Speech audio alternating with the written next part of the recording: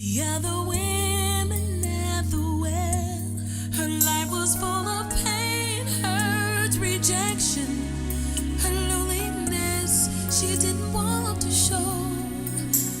But Jesus saw the desert in her soul. Drink from this water, drink from out of water. Here I go again. My journey to the well. Alone. While all the other women walk together, enjoying each other's fellowship, I walk alone. By myself again. But it's okay. I choose to walk alone. Why would I want to walk with women who shun me and stare at me and laugh at me and talk about me behind my back? Look at her. She's an outcast. Look at her, little foreigner. Huh. They don't even know my name.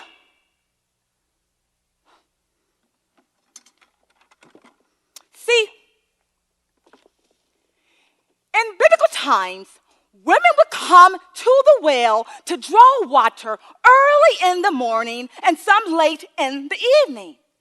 But I come to draw water at midday, at noon, so I don't have to deal with their stares. What? Do you think I like coming out here at this time of day? Well, I don't, because it's hot. But I'm thirsty. I need water for my household.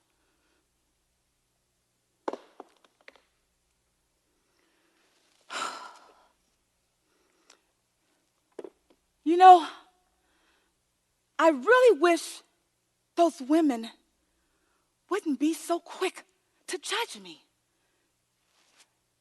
because they really don't know my story. I'd like to tell my story. Will you listen?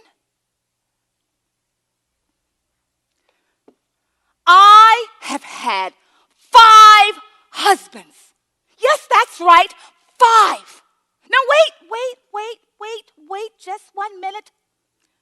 I know what you're thinking. Don't you too be so quick to judge me, like everybody else in this town.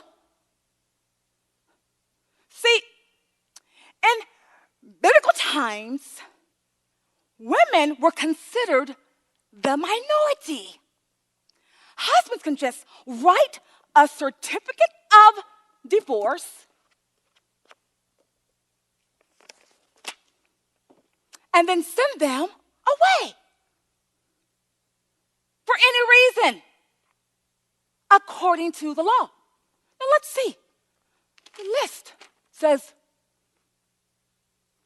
a woman who commits adultery, a woman who lets a dish of food spoil, burning food or over seasoning, a woman who violates the law of Moses by causing her husband to eat food which had not been tithed, a woman who vows but does not keep her vows, a woman who goes out on the street with her hair loose, a woman who spins in the street and flirts with any man, a noisy woman who speaks in her own house so loud that the neighbors may hear her. Oh, some of the rabbis boldly taught that a man had a perfect right to dismiss his wife if he found another woman whom he liked better or who was more beautiful. Now wait, there's more. Let's see what the Torah says. The Pentateuch. Let's see here. Deuteronomy 24:1-4. It says, if a man marries a woman who becomes displeasing to him because he finds something indecent about her, and he writes her a certificate of divorce, gives it to her, and sends her from his house, And when she is departed out of his house, she may go and be another man's wife. And if the latter husband hate her and write a bill of divorcement, and giveth it in her hand, and sendeth her out of his house, or if the latter husband die, which took her to be his wife, her former husband, which sent her away, may not take her again to be his wife after she has been defiled. So it goes on and on and on. Rejected. Over and over and over and over and over again. So the reason why I had 5 husbands could have been for any of those reasons.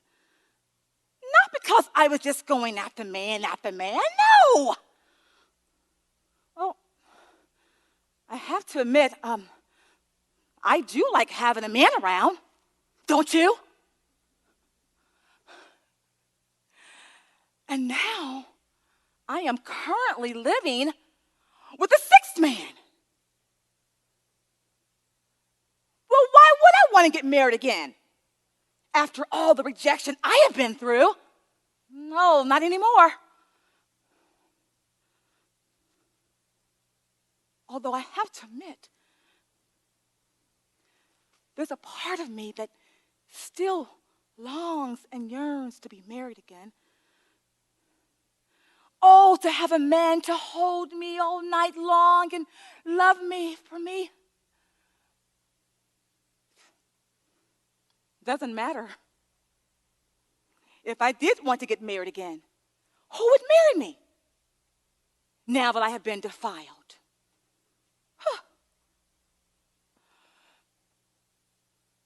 That was then. This is now. My life has changed.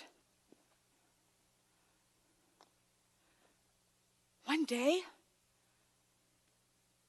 I was going to the well, as usual, to draw water. Had my rope and everything. And there was this man sitting by the well, near the plot of ground that Jacob gave to his sons Joseph. It was in Sychar, a town in Samaria. Like a man. So I just kept drawing water and get my water together here. And then he spoke to me. He said, "Will you give me a drink?"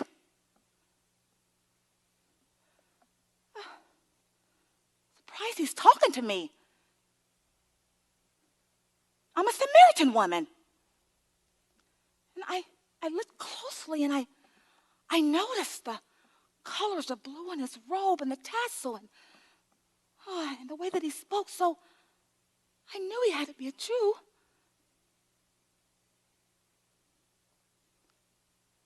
So I asked him, I said, "You are a Jew, and I am a Samaritan woman. How can you ask me for a drink?" For Jews have no dealings with Samaritans.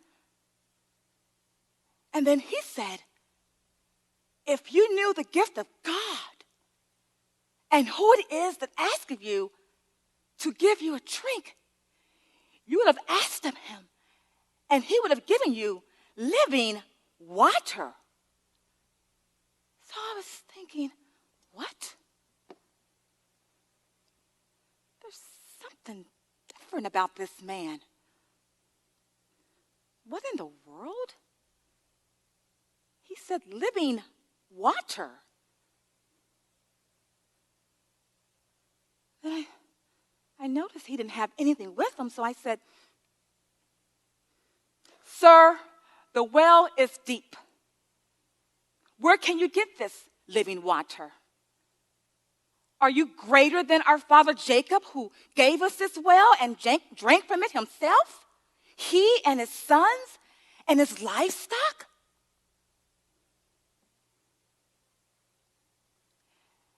And then he said, whoever drinks of this water shall thirst again. But whoever drinks of the water that I give him shall never thirst. For the water that I give him will become in him a spring of water welling up into eternal life.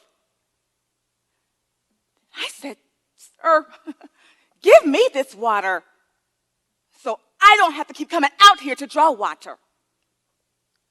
And then he said, go, call your husband and come back. I didn't understand why he asked me that. It's my personal business. It's a shameful place for me. My husband. Well, I'll just tell him the truth. That's what I was thinking. So I said, I have no husband. And then he said, you are right. You do not have a husband. The fact is, you have had 5 husbands, and the one you are living with is not your husband. What you have said is quite true. How did he know this about me?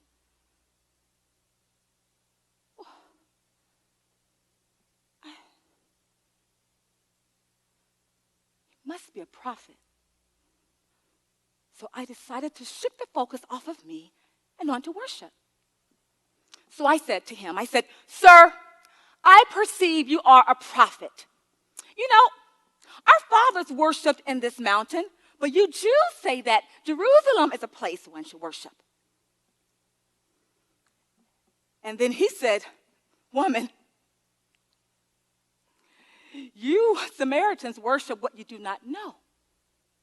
We Jews worship what we do know, for salvation is from the Jews. The time is coming, and now has come, where the true worshipers will worship the Father in spirit and in truth. For the Father seeketh those to worship him in spirit and in truth. For God is spirit, and those who worship him must worship him in spirit and truth. And then I said, okay, yeah, I know the Messiah is coming, who's called Christ. And when he comes, he will tell us everything. And then what he said was so profound. He said, I, the one that is speaking to you, am he. I can't wait for first a Jew talking to a Samaritan and a man talking to a woman in public. And now he says this man is a Messiah?